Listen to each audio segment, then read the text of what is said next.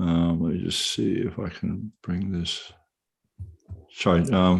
Okay, I just got to sort out my screens. Okay, meetings being live streamed. Okay, then. Sorry, just a little bit of organization to do first. Okay. I thought I was organized, but then when you start, you realize you're not as organized as you thought you were. All right, so 3 topics to cover today.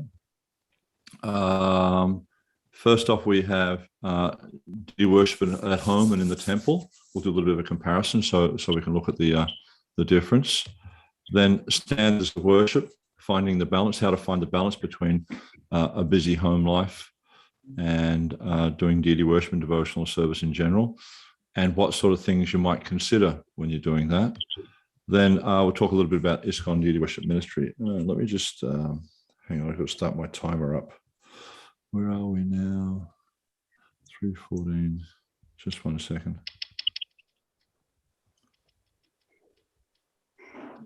Okay, let's go.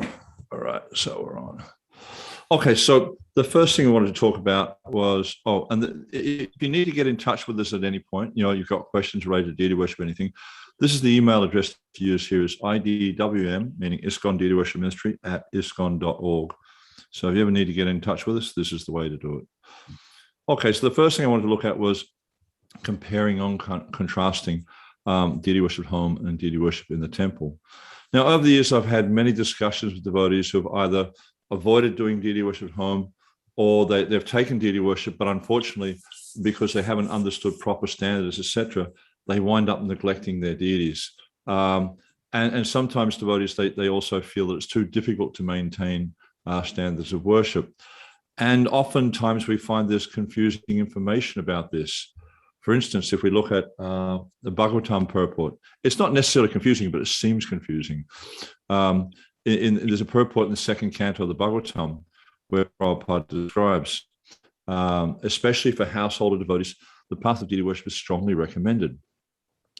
As far as possible, every householder, by the direction of the spiritual master, must install the deity of Vishnu forms like Radha Krishna, Lakshmi Narayan, or Sitaram especially, or any other form of the Lord like Nrsimha, Varaha, Gaunitai, Matsya, Kurma, Shalagram, Shila, and many other forms. So here we see that Prabhupada's very, very plainly explaining to devotees at home, you need to do deity worship. And not just in this one purport, but in so many places throughout his books, letters, spoken instructions, Prabhupada strongly encourages devotees to do deity worship at home. Then later, we find in the same purport another instruction that seems to confuse devotees, I guess would be the right way of saying it. So I'll just put that on. And then Prabhupada says, and one's family should worship strictly according to the directions of Achan Vidhi. So then straight away, devotees start to think, well, I can't do what they're doing in the temple. They do, 6 artis and offerings a day. They dress in the morning, they dress at night. They put to bed in the morning, they put to bed at night. Radha Krishna temple, they do in the middle of the day as well. So devotees become a little bit, confused, and they're not sure what to do. But then we find that if we analyze this statement a little bit more deeply, this second statement, what does it mean? We'll understand that actually it's not that difficult, because to strictly follow according to directions and regulations of Achan Vidhi, if we look in the different scriptures, we'll see that the scriptures don't often give much information about how many times you should do the worship a day, or how to do particular offerings, artis, things like that. Not much instruction on ritual at all. The scriptures tend to focus more on the types of offerings and the quality of offerings. Like it'll tell you to offer an arti, or it might tell you to offer a lamp and the benefits of offering a lamp. And if you put the lamp on the ground, the actual ghee wicks on the ground, then the reaction you'll get and things like that. What sorts of foods you can offer, what sort of food you shouldn't offer. But not so much how many times it should be offered, or how much should be offered, or how to offer something. It's more focusing on the mood of worship and the quality of our offerings. This is where the emphasis is. Then if we look in the introduction to the Archana Padhati, the original white deity worship book that was around in ISKCON, introduction was written by Prabhupada's godbrother and also the devotee who gave him sannyas, Bhakti Pragar Keshav Maharaj. He compares and contrasts deity worship at home with deity worship in the temple.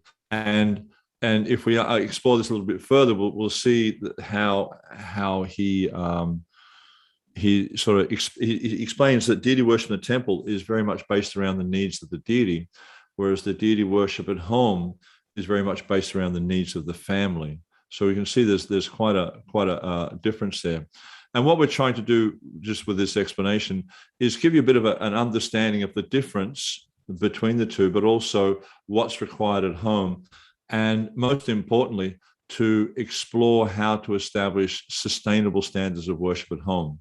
Because obviously everyone would like to be able to maintain good worship and ultimately to please Krishna through their service. This is a very, very important, I believe, a very important element is the satisfaction of Krishna in our service. All right, so I'll just go on a bit further. Let's see.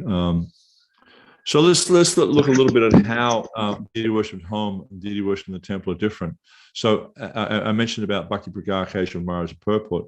So the worship in the temple is often called kingly worship and is generally done with great opulence and reverence and also following a strict schedule. In a temple environment, we'll see often there's many more devotees available to serve the deities. Just like if you go to any of the major temples in India, you'll see there's so many priests there and so much opulence. And often we find that temples will have devotees whose sole duty is to care for the deity. They have no other responsibility. But at home, this is not the case. I'm sure many of you have so many responsibilities.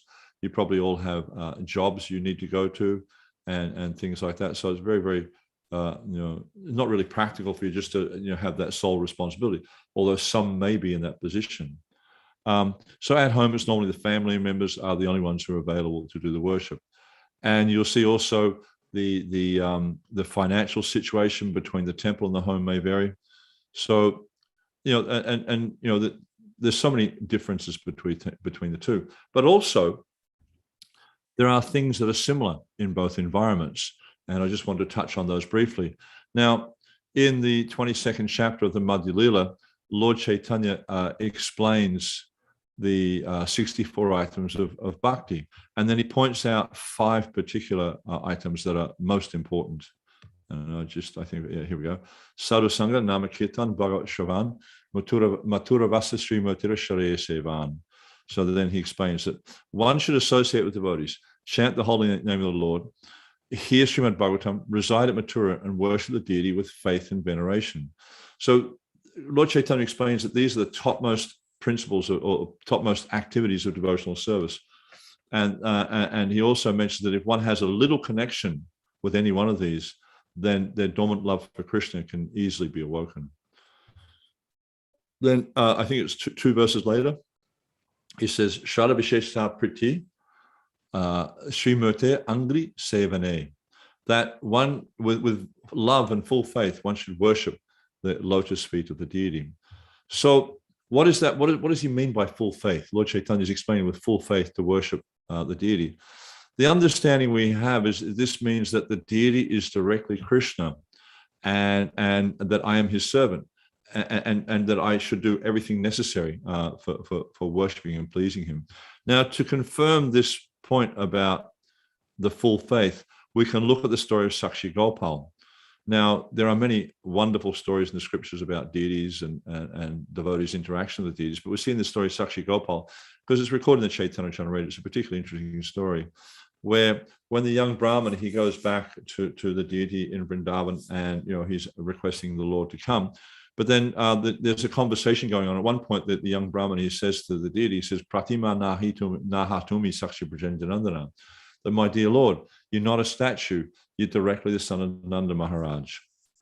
So we can see here that this young Brahmana, he accepted that the deity was Krishna. It wasn't like some representation or whatever, but actually this is directly Krishna. Now we see so many stories like the story of Raghunandan Thakur, where he had this faith that the deity is directly Krishna. And we see how the deity interacted with Raghunandan Thakur. And we see here also in this story of Sakshi Gopal, how the deity interacted because of the faith of that devotee. So this is the point that Lord Chaitanya is making in the Madhya Lila, chapter 22, is to worship the deity with full faith. Very, very important point is to just to develop the faith that this is Krishna directly before me. And then when we have that kind of faith, then we start to understand the way that we need to interact with the deity, that it's not just the deity's a representation or the deity's, whatever. No, this is directly Krishna. And if I develop that faith and I interact with the Lord in that manner, with the proper respect, the proper, approach, the proper worship, then we find we'll actually get the benefit of that worship. So these are some of the more prominent similarities and differences between the temple of worship. Can anyone on the call think of any other differences that might be there between temple worship and home worship? The amount of time that is also spent could be one. Time is one thing. Yeah. Anything else? Time is a very important thing. Preparations? Sorry? Elaborate preparations? Yeah. Like how elaborate the offerings are, things like that. Yeah. Anything else? Brahmanical initiation is also. Yeah, that's also there. Okay, what about some of the similarities? What similarities would be other similarities? Because we just discussed, the idea of how we have to worship the deity with the same veneration, the same faith. What other similarities could you think of? The rules and regulations remains the same. Other similarities? One similarity? Yeah. Especially things like cleanliness. That's very important. And the punctuality may change because the not such a strict thing, because in the temple environment, the worship's based on the needs of the deity, whereas in the home environment, it's based around the needs of the family. And so, you might be doing shift work. You might, so many things could vary. Children, when they come in from school, they need to eat, stuff like that. So, or whatever, so these things could change as well. Yeah. Any other thoughts of similarities? The mode of worship? Yeah, definitely. Definitely the mood of worship has to be there. And what is that mood of worship? Awe and reverence? Very good. Very good. Thank you.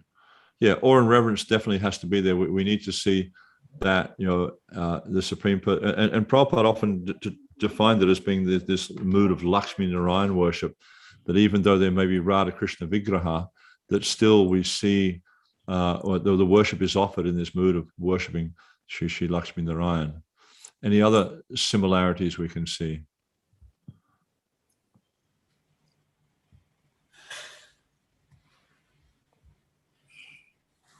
Okay, nothing there. You have to unmute. Sadhana Prabhu, you have to unmute for a second. Everybody can be unmuted so they can speak. Maybe you're not able to hear them. 1 minute, Prabhu. Allow participants to unmute is there. Yeah, just for a second so that they can answer the question. No? Yes, Prabhu. Yes, Prabhu. Yeah, now the devotees, if anybody has to answer, can answer, because otherwise you may be answering and we are not hearing. Yeah, that's always a challenge, huh? Yeah. It's the statement for the year is you're on mute, Karu. Okay, anybody has a point, raise their hand quickly so that they can speak. If they want to add some points. No problems. Now, if you for those of you who are familiar with YouTube, using YouTube, ISKCON Deity Worship Ministry has a YouTube channel, and if you go to that YouTube channel, you'll see we have a video posted there from Nrsimha, where he compares temple worship and home worship. So Maharaj makes a lot of interesting points, and he does also draw some of the points that some of you are raising now about, the following of the rules and regulations, especially meaning the Pancharatra, about the respect that needs to be there, etc. So very, very important points that His Holiness Nrsimha raises there. Okay, and any other quick points before I move on to the next topic? What should we type in the YouTube search? Prabhu? ISKCON Deity Worship Ministry. Okay. Really complicated. Deepak. Yeah, Hare Krishna Prabhuji, maybe I think like we might miss the association of devotees because in the temple we have a group of devotees worshipping together, so we enjoy worshipping. But at home sometimes we don't have that kind of association, so we might miss on that.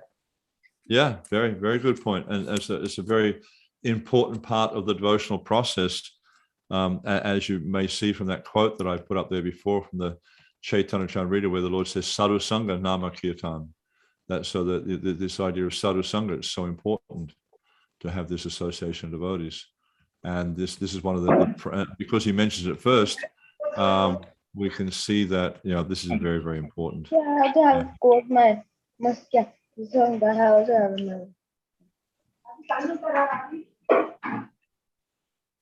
Is someone speaking there? Or you just have your microphone unmuted. Sir, number who's on now? I don't see. I just muted them. I muted them actually. Okay, fantastic. Okay, so the idea of this little sort of introduction was just to give you an understanding that temple worship and home worship are different, especially in the sense of how much commitment you need to make, and to help you to make have realistic expectations of what you can achieve in home. And if you get a chance, please watch that video from Banaswami. It's quite interesting. Okay, so then the next point we want to look at is standards of worship and finding the balance. Now, I don't propose to get into the details of standards here because there are so many standards you can set based on your particular environment. And like often devotees ask me, oh, well, should I offer arati like this or should I offer arati like that or whatever? But I'm not familiar with the environment you're worshiping. I'm not familiar with all the different circumstances that you have to deal with. So for me to ask that question is very, very difficult. I mean, I just literally cannot answer such a question, without being more familiar with your particular environment. Yeah. All right, so let's just move on with this now. What we've seen over the years is many devotees are inspired to worship the Lord at home, but are often unsure of how to do it or what is involved. Some devotees try to follow temple standards, which they may diligently maintain for some period of time, but often later give up the worship when they discover it is too difficult to maintain such standards. Because I've seen that devotees are convinced that whatever you do at home, you should it should be the same as what they're doing in the temple. And for a family with young children, that's very, very difficult. Very, very difficult to maintain. And other times, and this is probably more common in my experience, is devotees have irregular worship at home, and the deities might be bathed and dressed weekly, fortnightly, monthly, sometimes even less. I've seen some devotees with their home worship lucky if the deities get dressed once a year. And we see that devotees have very busy lives and want to be able to serve the Lord and aspire to give their lives to the Lord. Often a manifestation of this is the desire to do deity worship. Yet sometimes devotees are reluctant to start as they're not sure how to do it and how much they should do. And we see that often a motive that stops devotees from engaging in deity worship is fear, that they're fearful they might commit offenses. Like if they start and they don't know what to do, then they might offend the deities, and this will block their spiritual life. So devotees, the genuine desire is there and eagerness is there, but they're not sure how to go about it. And it often seems like there's so many extremes in worship standards. I often get devotees sending me, links to videos on YouTube and things like that, and saying, "Oh, is this correct? Should we do it like this? In the book, it says to do it like that." And that there's also videos there about the do's and don'ts of deity worship. I saw one a while ago for do's and don'ts of deity worship. I explored it a little bit, and I found out that the devotee who does it, as far as I can figure out, has never even done deity worship, yet he's telling devotees how to do their deity worship. And all you have to do is you go to YouTube, you search for deity worship, and you'll find there's hundreds of hits, all proclaiming that what they're presenting is the right way to do it. Yet we see that mostly they're different. They're presenting different ideas. So, and it often leaves you wondering, is this presentation based on the directions of Guru, Sadhu, and Shastra, which is very important. And then another thing, if you go to Google and you type in the two words deity worship, I did this last year, you would never believe how many hits I got. I got 34 million hits. Yeah? It's probably more than that now, because that was a year ago. So, and you'll see when you look at these different hits on deity worship, there's so many opinions on how to do deity worship. You visit ISKCON websites, there's so many opinions on how to do deity worship. You know, devotees will say things like, it's not the process for this age. Harinam Sankirtan is a Yuga Dharma. But what does that mean? How does it impact our execution of deity worship? Some say we need to strictly follow the rules to achieve success. Some are presenting for home worship very, very elaborate standards of worship. Others say that because deity worship is not the process for this age, simply chanting in front of the deities of Gaunitai is sufficient. There's no need to do any worship. So when you take all these things into consideration, it's no wonder devotees are confused. So we're in the midst right now.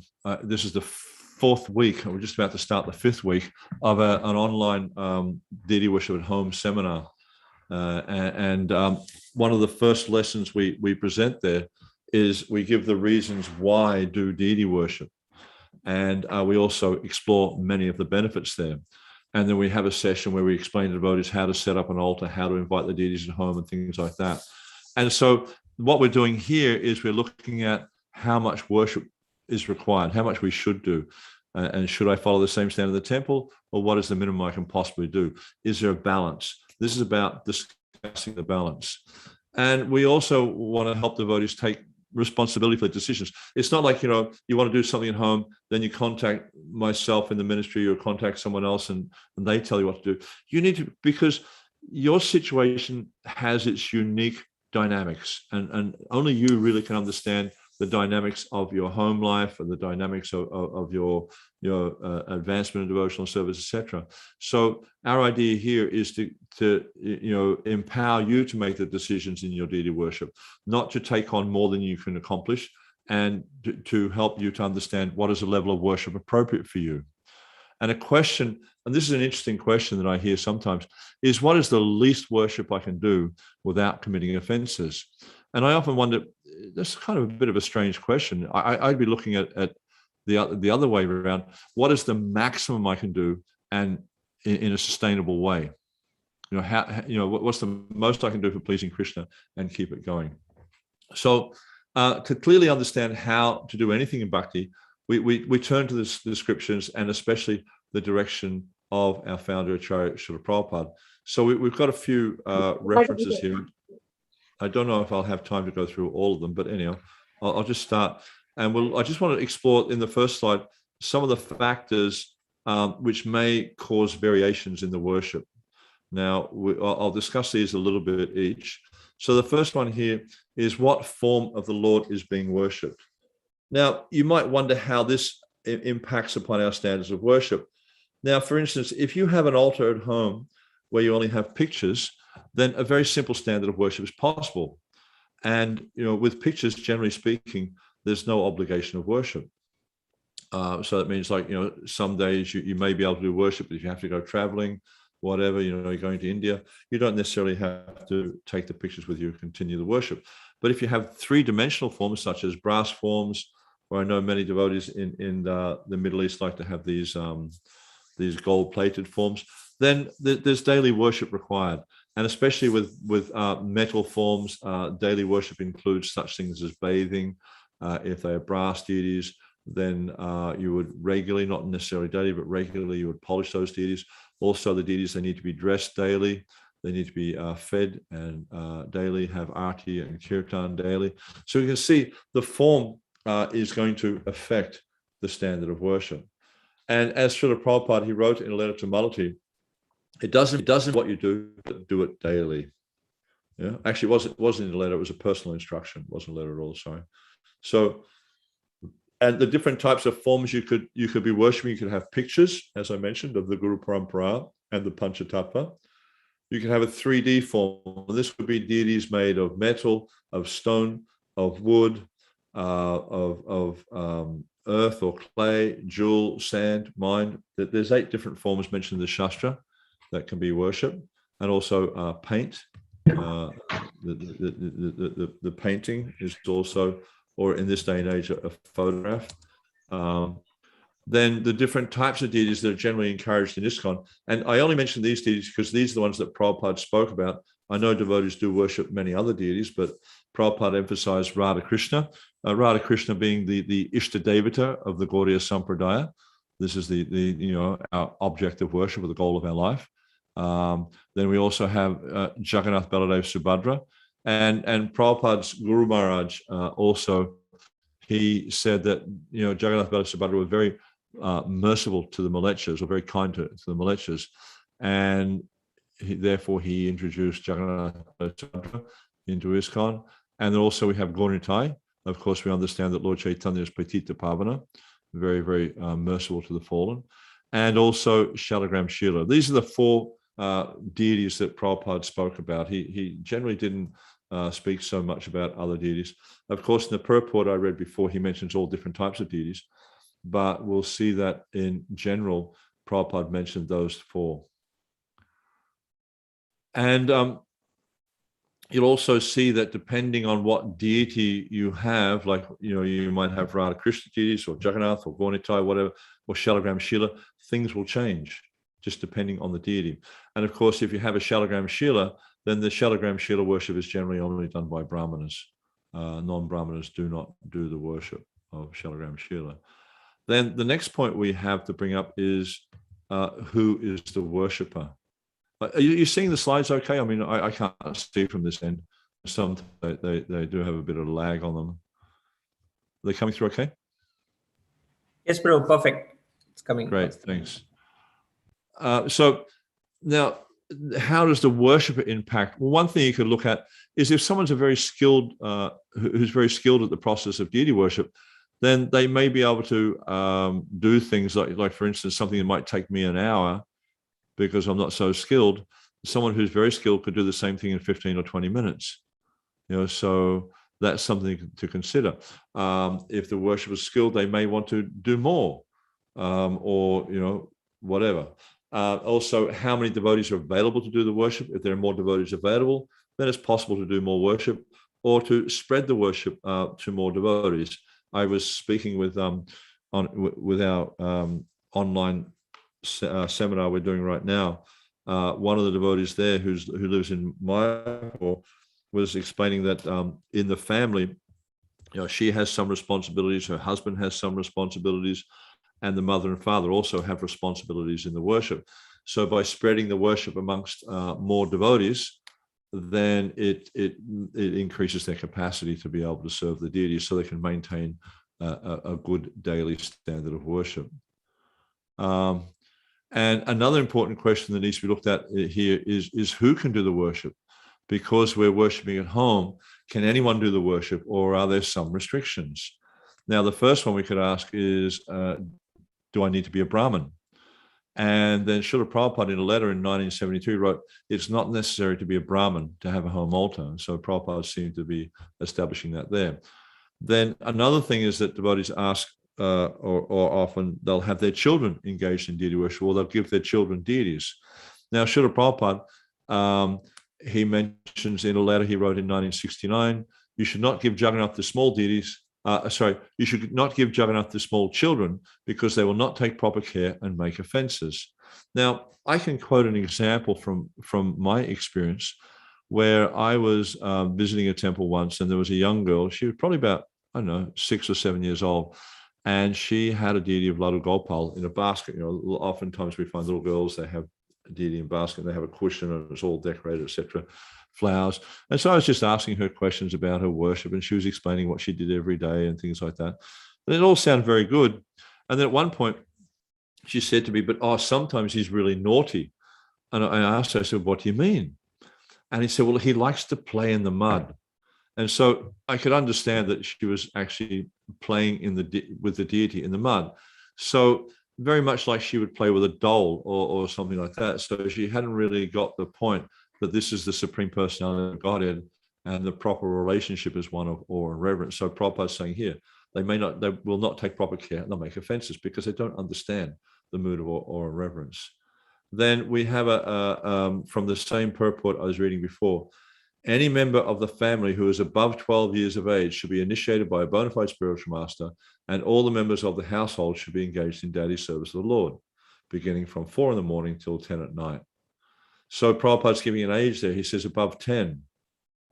And another letter, he says, deity worship can be, he said 12, sorry.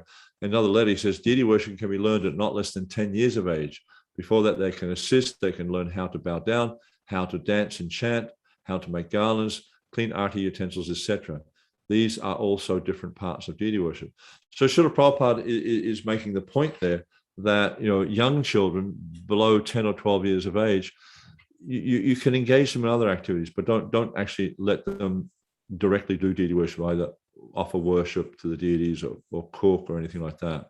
We don't usually see that young children are so kind of switched on to what's required. Yeah. Okay. Then the next one, what clothing do I need to wear? Now, this is often, I guess somebody's, this might be controversial. ISKCON Deity Worship Ministry recommends clean devotional clothing. So for ladies, this will mean saris and cholis or t-shirts or whatever. And for men, dhoti.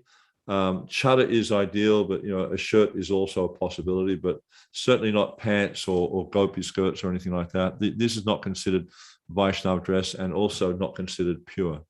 Pure clothing, devotional clothing is considered to be pure clothing. Yeah. So an important point to consider. Then we look at the rituals that are performed. What rituals are being offered? Now, again, going back to our first point, this is largely determined by what deities are being worshipped. If you're worshipping pictures, you don't need to bathe and dress. If you're worshipping brass deities, you need to polish them regularly, and they need to be bathed and dressed daily. If you're worshipping marble deities, they need to be dressed in fresh clothes daily. And then Prabhupada said in a letter in 1971, yes, at least once daily, the deity's clothes must be changed in the morning. Then in the Bhagavatam class in 1973, daily new dress, or twice new dress, or 4 times new dress, as much as you can, Shringar. This is called Shringar. Krishna is opulent, the most opulent enjoyer, and we should supply. We should supply by which he can enjoy. So that's our business, is actually to offer things which Krishna can enjoy. And it mentions in the 11th canto that in Kali Yuga, the 2 things that Krishna likes the most in his deity form, does anyone know what they are? In the 27th chapter, the 11th canto, Krishna mentions this.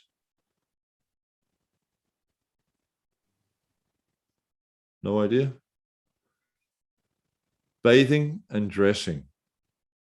So, as he's saying that being dressed is one of the things he likes most, it seems to me practical and sensible that we should be offering this as much as we can, at least once a day. I mean, maybe you can't do 2 or 4 or more times a day, but at least once a day, we need to be dressing the deities.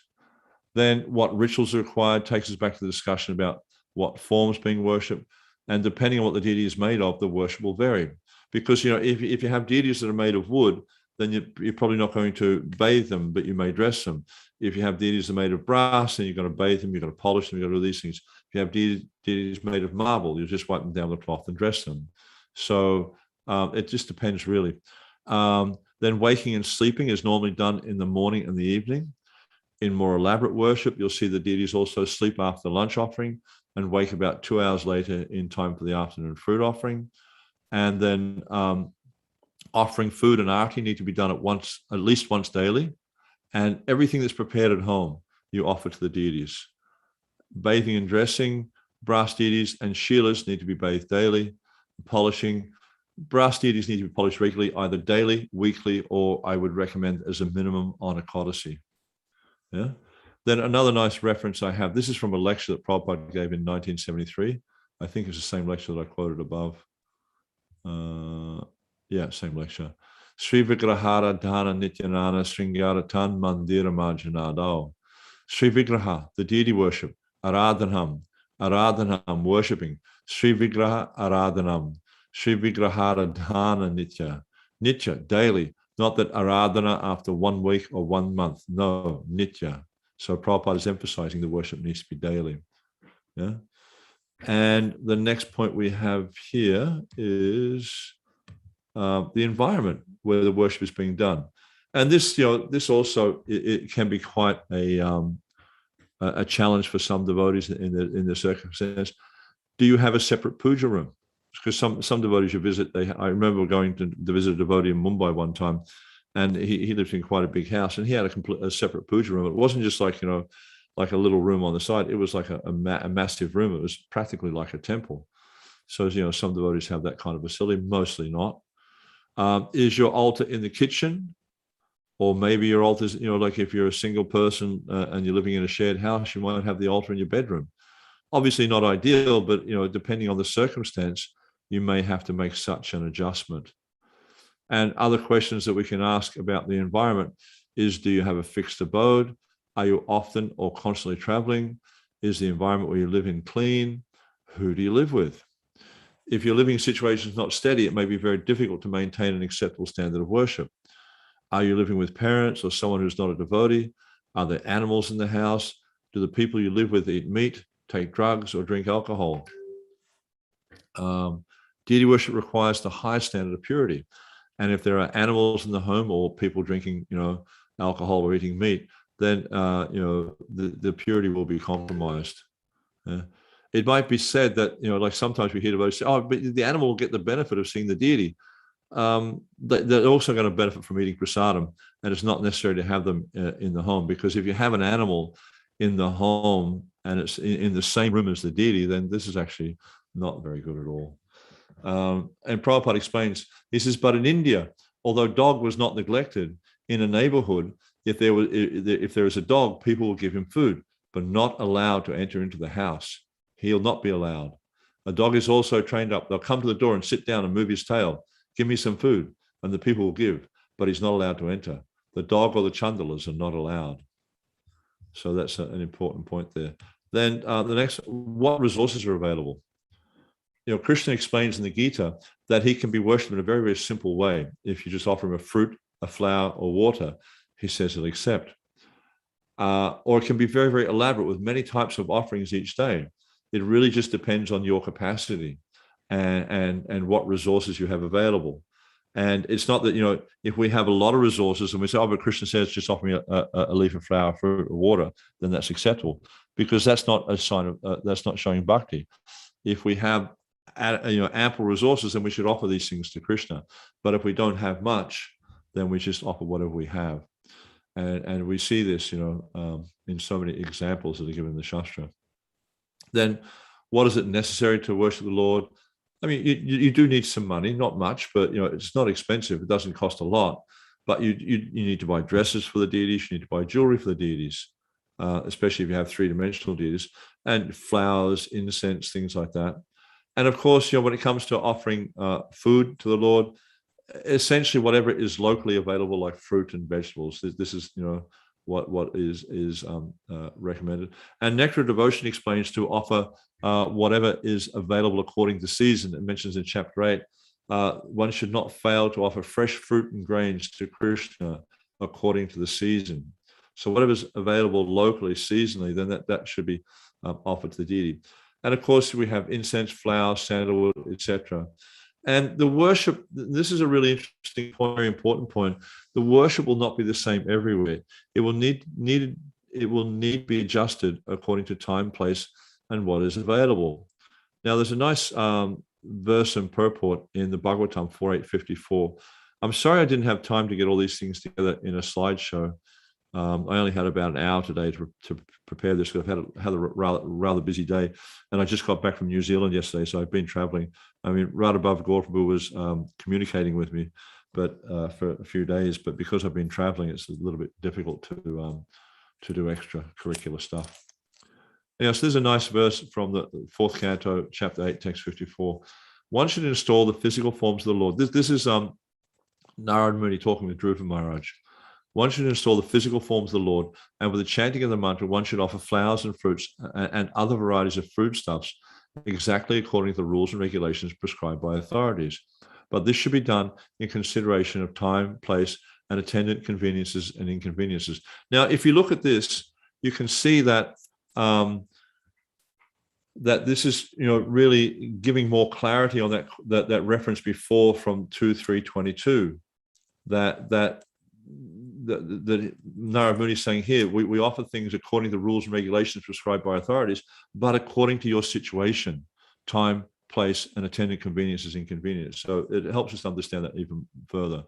Then Prabhupada goes on to say in the purport, the method of worship, chanting the mantra and preparing forms of the Lord is not stereotyped, nor is it exactly the same everywhere.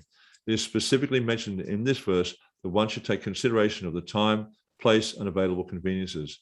Our Krishna consciousness movement is going on throughout the entire world, and we also install deities in different centers. Sometimes our Indian friends, puffed up with concocted notions, criticize. This has not been done. That has not been done. But they forget this instruction of Narad Muni to one of the greatest Vaishnavas, Dhruva Maharaj. One has to consider the particular time, country, and conveniences. What is convenient in India may not be convenient in the Western countries. Those who are actually not in the line of acharyas or who personally have no knowledge of how to act in the role of an acharya unnecessarily criticize the activities of ISKCON movement in countries outside of India. The fact is that such critics cannot do anything personally to spread Krishna consciousness. If someone does go and preach, taking all risks and allowing all consideration for time and place, it might be that there are changes in the manner of worship, but that is not at all faulty according to the Shastras. So just like, where you are in your part of the world, you may have a friend who has very opulent worship and you want to do deity worship also, but it doesn't necessarily mean that you have to follow their standard or practice because you may not have the same facilities they have. So don't feel pressured into worship in a particular way because your friends may do that. That's not really a requirement. It really depends on the time, the place, and available conveniences, inconveniences that are relevant to you. So when you're deciding on what sort of worship to do, please take these things into consideration. Now, another important point that often comes up is the motivation for doing the worship. Any thoughts on how the motivation might impact our deity worship?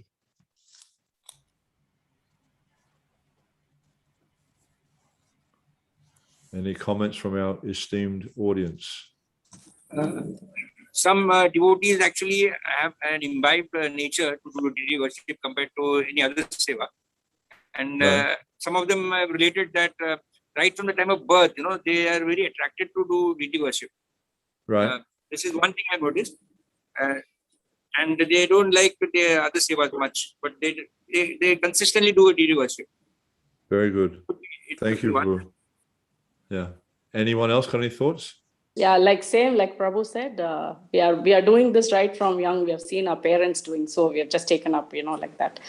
It was not like, but the only difference I would say is, so here now we are being more serious or with awe and reverence. We are trying to do it like more regulated, like Right. Yeah, very good, very good.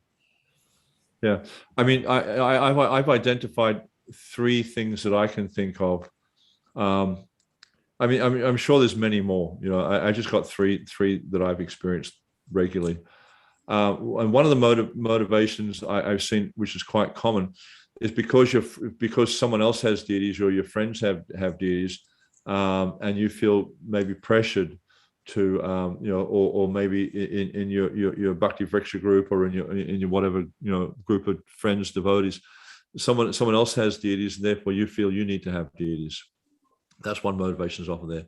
Sometimes devotees have deities because they want to impress people. They want to impress their friends. Well, look how opulent my worship is and things like that. Then another motive that can be there sometimes also is to serve the Lord and to grow spiritually. Now, of those three, which one do you think is the best one? It's pretty obvious, I think. Yeah, third one. Yeah, to serve the Lord. We want to make him happy. We want to make him enjoy. Now, if we're motivated to worship deities by some kind of material desire or motive, then we're going to find it to be more difficult to maintain the worship in the long term. Yeah, this is what we've experienced. Hang on, I just messed up my slideshow. Hang on. Hang on, go back. Yeah, there we go. Sorry. We're going to find it difficult to maintain because your material desires, when you have material desires, it's very difficult to sustain them and to keep, especially something like deity worship, going. However, if our interest is simply to please Krishna or to help us to make progress in spiritual life with a focus on developing our relationship with the Lord, then this type of worship is generally more sustainable. But not only that, our realization develops, our utsaha increases, our whole spiritual program just goes from strength to strength. So it is a good idea to regularly analyze our motives in devotional service and explore, honestly, what is motivating us to do what we do. I think that's a very, very healthy approach in the process of bhakti. And the real purpose of adding deity worship to our lives is to enhance our devotion to Krishna. There's no other purpose for doing it. Are there any other considerations you can think of which are really going to affect variations in worship?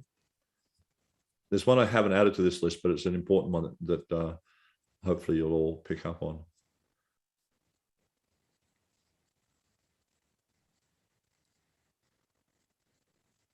Offering food and making sure that we don't, sin.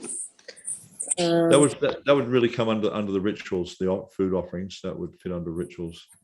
I'm thinking of something that's quite different from all the ones we've said, but it's the most it has the most sort of impact upon how much worship we're going to do or what worship we're going to do.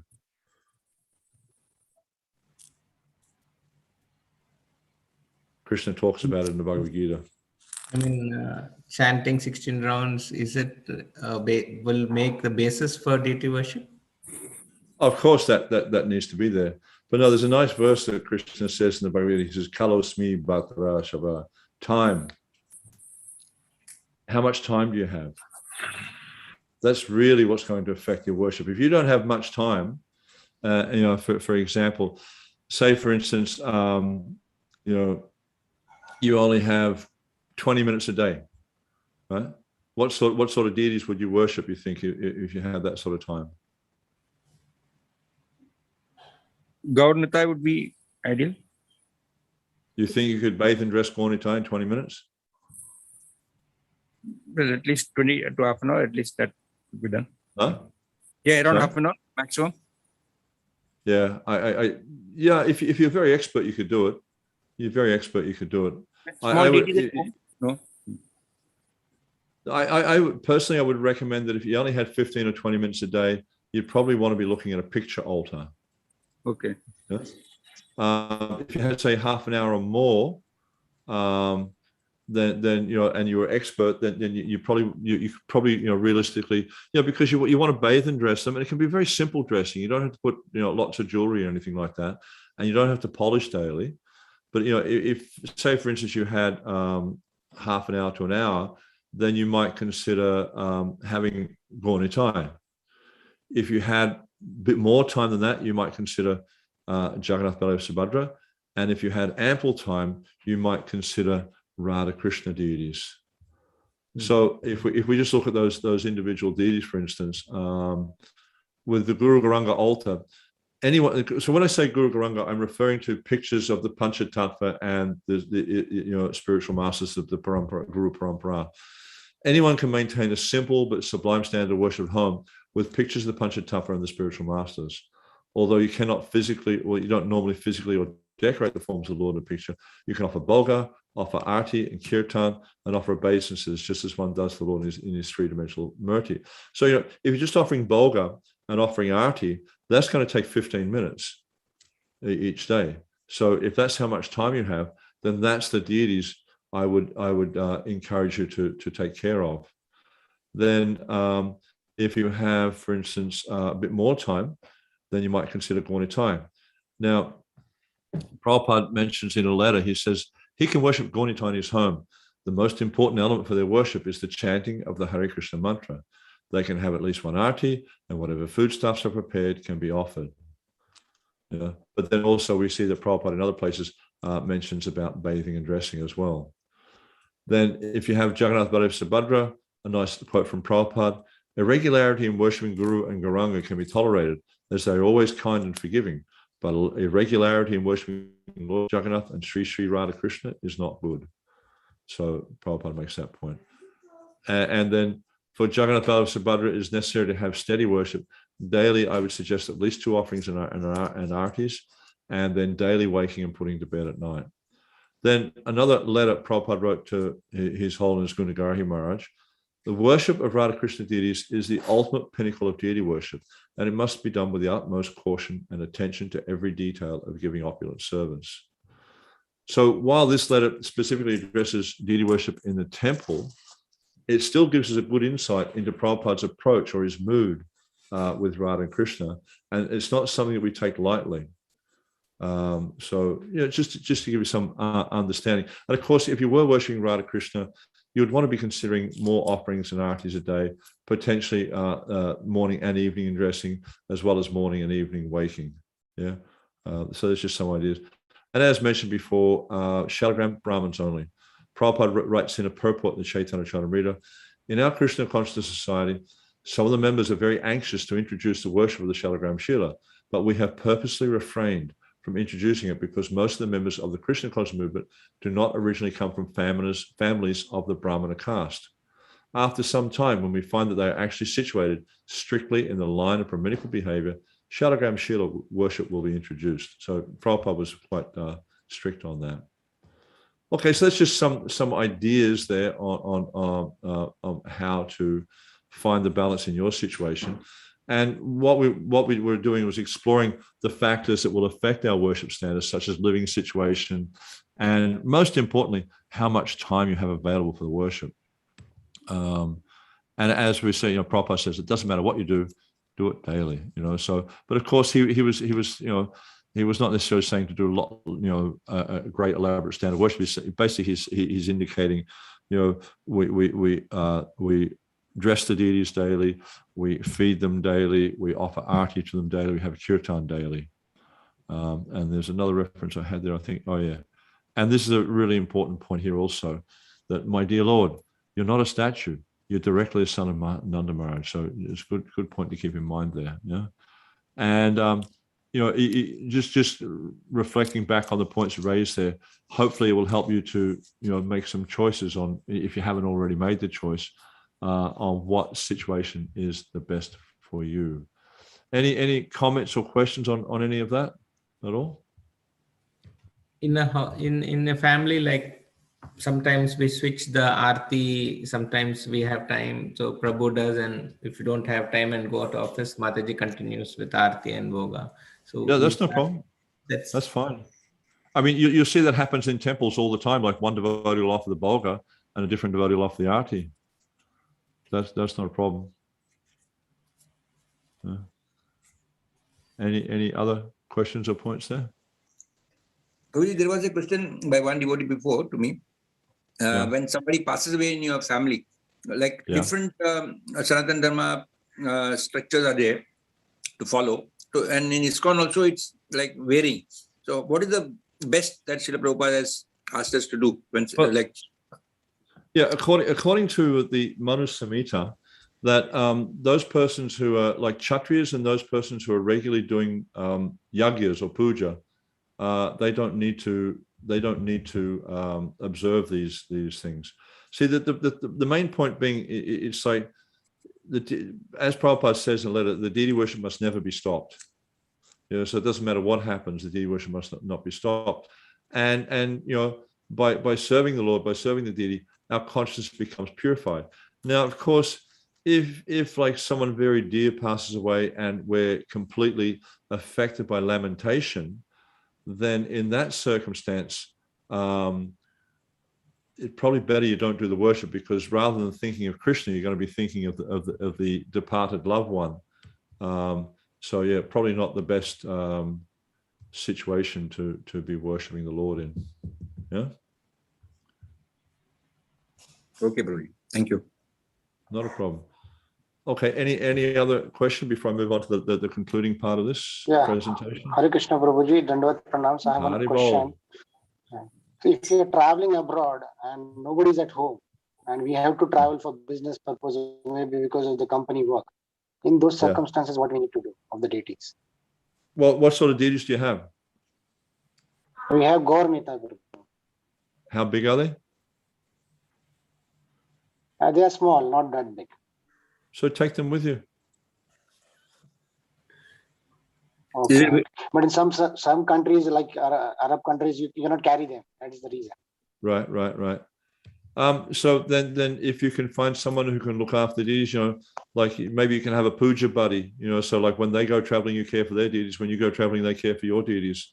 It's just like, if you have children, right, and you need to go traveling, what do? You make sure the children are looked after. You don't just like leave them at home, put them to sleep and wake them up when you get home. Correct. You need to make some appropriate arrangement. Because the idea is we're trying to cultivate a relationship with Krishna through the process of deity worship. And if we're neglectful in our service, how are we going to cultivate that relationship? Yeah. Thank you. Prabhuji, one more thing. Yeah. Devotees can raise their hands, please, so that there's no mix-up. Yeah, there's a reaction button down the bottom. You can use that to raise your hands, and then it'll pop up the top, so I'll see you. If you go to reaction, under reactions, there's you can raise your hand.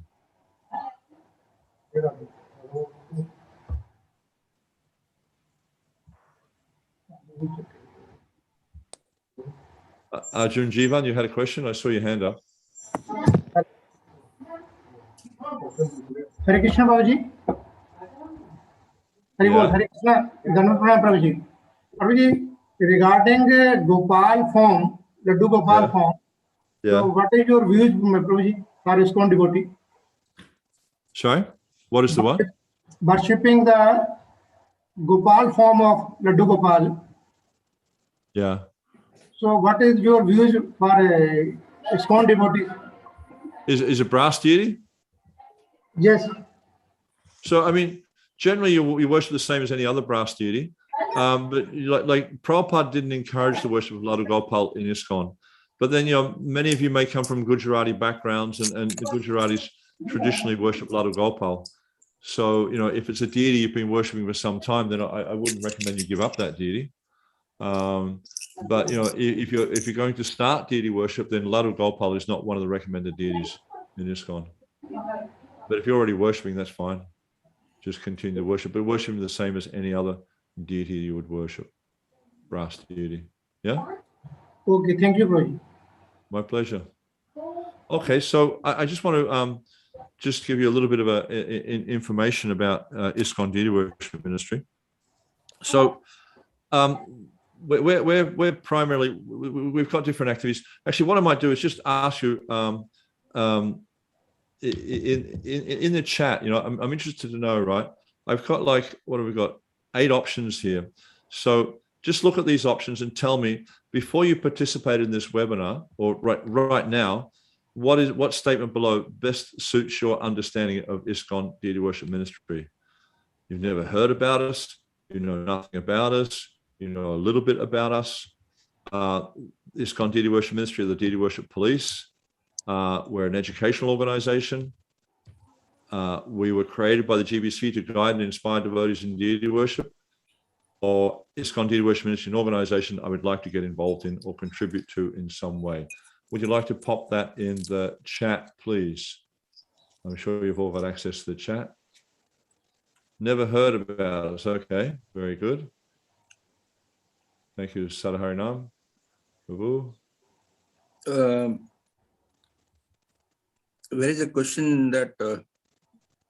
No, just in the chat. Just put your response in the chat. Which one of these 8? Okay. Because I didn't have access. I would have done it as a poll, but I didn't have access to it, so I couldn't do it as a poll. Okay, we have heard. We have heard. Yeah, so okay, looking forward to learning more. Heard about it. Want to know more. Very good. Heard about it. Keep going, folks. We're doing really well. A few more comments, please. Okay, Sadhharinam would like to get involved or contribute. Thank you. Training courses. Yes, we do that. Okay. Okay, really good. Some good points there. Yeah. Okay. What I'll do is what I'll do is just discuss about our main areas of activity. Yeah. So first off, one of our main areas of activity is my education and training. Now, I guess our primary thing up until the start of last year was the Mayapur Academy, but with the pandemic, it's kind of made a bit of a mess of that. But, we have Mayapur Academy, we do on-site training. I just got back from a tour of New Zealand. I visited a few temples there. I regularly tour the temples in Australia. And so we go to the temples on site and we help with training, devotees on site. We do seminars. I did quite a few successful seminars traveling. And then we do online webinars. Now, like I mentioned before, I'm in the midst of a webinar right now, which is for deity worship at home. This is 6 weeks webinar. There's, online training, and there's also weekly a live session. And so devotees are finding that very, very helpful in their worship. And then we do publications. We have we were working on regional campuses and also opening courses. Now, if anyone would like to find out more about online training, I put that email address up before, idwm@iscon.org. You can write to there and find out more about the training. You can also find out when the next webinar or the seminar is coming. Now, also we do evaluation of temples, where our representatives, myself included, go to the temples. We also do it through different trainings. When we when someone goes for a course and they do the course, there's also assessment involved. So from the assessment, we can find out how much their understanding of deity worship is, and then also visit temples, surveys, things like that. All right. Then we also have a zonal representative network where we have devotees representing ISKCON deity worship ministry in various parts of the world. They also visit temples and do trainings and things like that. Then we have institutional endorsement through GBC resolutions, through working with GBC and regional leaders. Then we have our goals and focus. We do have position statements on various things, such as Brahmins only doing deity worship, showing Radharani's lotus feet, and different things. Yeah, that's the email address, Sadaharinam. Yeah, so if you write to there, then you can find out more about the ministry. Then, goals and focus, we do, as I mentioned, position statements. There's many topics we want to do position statements on, things like codicy and so many different things. Eclipses, we're working on one of those right now. We'd like to see all head pujaris in ISKCON trained by the ministry, standardization of core practices, and like we're doing right now, disseminating knowledge. This is a really important focus for the ministry. And then regular contact with temples and pujaris. We're in the process of organizing head pujari sanghas for Europe, North America, South America, India, Asia, Australasia, different parts of the world. We get together with the head pujaris and we just help with training and different things like that. Then inspiration. We try to inspire devotees in deity worship through on-site visits and training, through online training, through our website, our Facebook page, ISKCON Deity Worship Ministry, our YouTube channel, ISKCON Deity Worship Ministry, our Instagram page, publications. We have a quarterly newsletter that discusses deity worship. So if you'd like to get on our newsletter, mail out, then please write to idwm@iscon.org. and we can send you a quarterly newsletter. So that's just a few of the things we do. Now, what can we do for you? We can help you with training and education. I can see that Ananta Rupa Gauranga is asking about any training for home worship.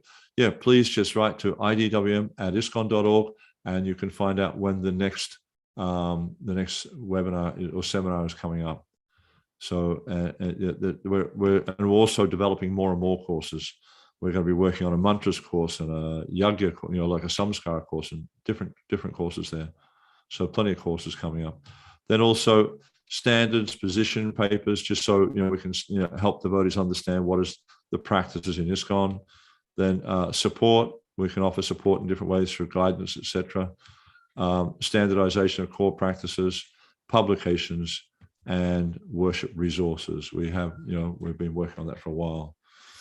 All right, so they're the types of things we do in the ISKCON Deity Worship Ministry. Any further comment or question with that?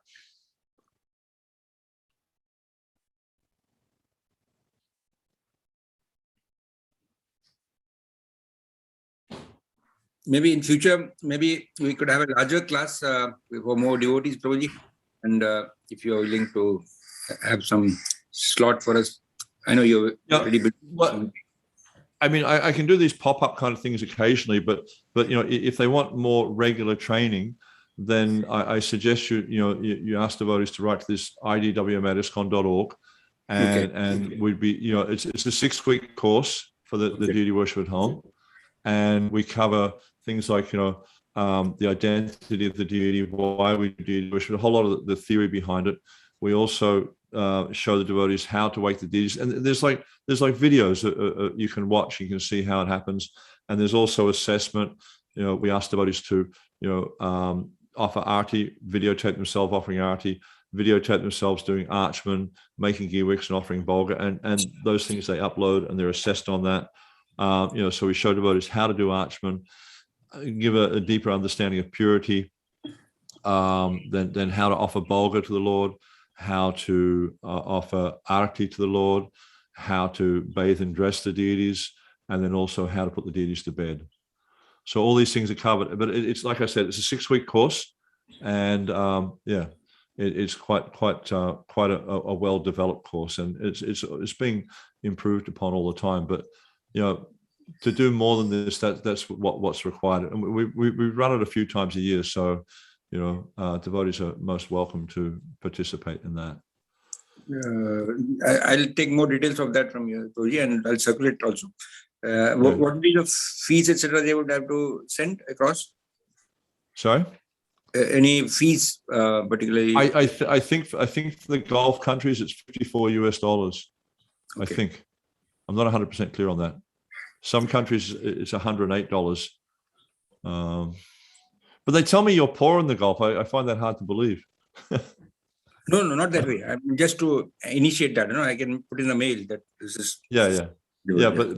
And like I said, we're running one right now, and that's going until another 3 weeks, and then we'll probably in a few months' time we'll start another one. Probably about 3 or 4 months' time we'll start another one.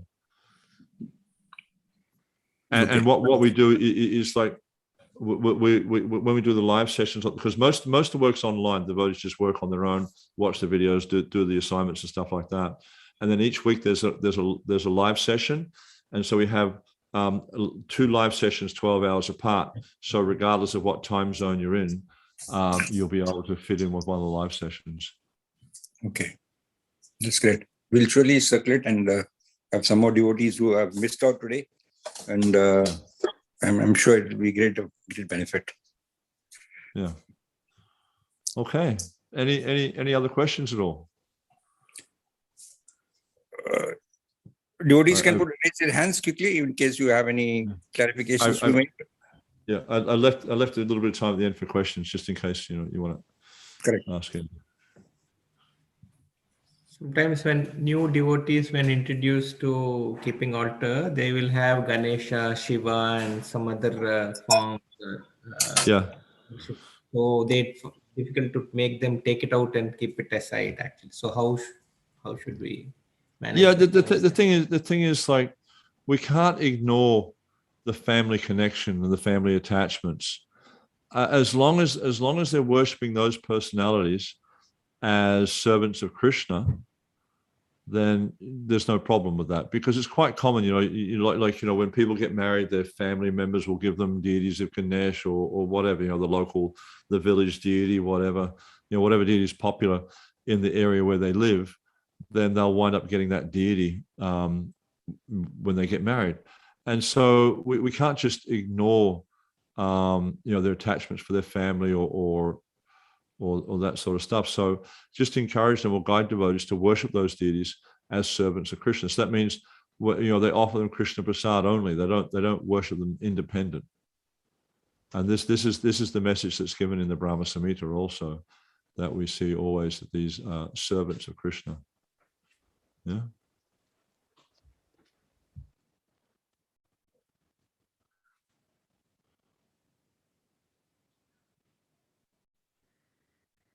Anything else?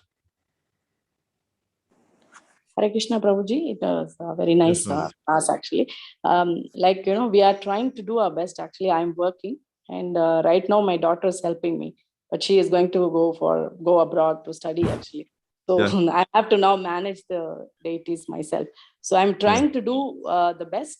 Like, I can give like 1.5 hours time in the morning. So I basically do very basic thing. And, I'm trying to can you just give some tips like how I can gradually improve it, or how I can be more focused on doing the deity I think like, if you were to do this online training we do, you'll really see in that, how simple the worship can be. Because a lot of times I see devotees, they do deity worship, but they do it in a complicated way. And it takes quite a while what they're doing. But the thing is also to keep in mind is like, while what I'm presenting here, these are ideal standards of worship. It's not that everyone can come up to that straight away. So, understand, the idea is to understand, okay, this is the ideal, but this is what I can practically do right now. In the future, down the track, maybe I'll get to the point of doing this ideal worship. It's kind of the idea of sambandha. Okay, here I am here, and then the prayojan is here. How do I get from here to here? So you just do the best you can. Don't stress out about it. Don't sort of become overwhelmed by the amount of worship. Because if you're doing it on your own, it can be quite a lot sometimes. So you just need to be practical with what you can actually achieve and maintain. It has to be sustainable for you. Long term, not just a short term thing. It has to be sustainable long term. So if you were able to do that online training, I think you'd learn a lot, and you'd see actually what we're presenting is not an unachievable standard of worship. Yeah. Oh, sure, Prabhuji. Thank you so much. Hare Krishna. My pleasure. Okay, anything else before we wind up? Shruti Mataji, you had a question before. Do you want to ask it now, or about deity worship? Hare Krishna? No, Prabhuji. No, Prabhuji. Yeah. Thank you. Okay. Yeah, fine. So there's no more questions. Okay. So again, I'd like to thank you all very much for giving me the time to speak about Krishna. I'm very honored to have such an opportunity. And please just feel free to get in touch with our team members, and Sadhari Prabhu, if you're inspired to contribute in some way, please just write to our team at idwm@iskcon.org, and they'll get back to you. Yeah. And Sadhari, please circulate in the mail form also with the details of the contact, etc. So let us circulate also. It's just idwm@iskcon.org. That's it. Very simple email address. And just, feel free to get in touch with us. If you have questions, anything you want to know about deity worship, feel free to write to that address there. It doesn't go directly to me. It goes to our team members. I'm really bad at answering emails. Sure. Thank you. Thank you, Nrsimha Prabhuji. Thank you very much. And thank you again, because you came at a very short notice. I have been pestering you, but you have been very kind enough. Mercy. No problem. Thank you very much. Srila Prabhupada ki. Samaveta Bhaktivinoda ki. Jai Nitai Gaur Premanandi. Thank you. Hare Krishna. Vancha kalpadrubhasya kripa sindhu devacha pidana pavanebhyo Vaishnava. Thank you. Thank you. It has been a wonderful class. I think many devotees unfortunately missed it. Done at a short notice, whereas we don't get such senior people like that. We have to focus them. And Prabhu is very busy. But I'm very sad to see that the participation was very less. I didn't know that people, even with holidays, still don't have time for Krishna. It's unfortunate. So anyway, you circulate this details by mail, and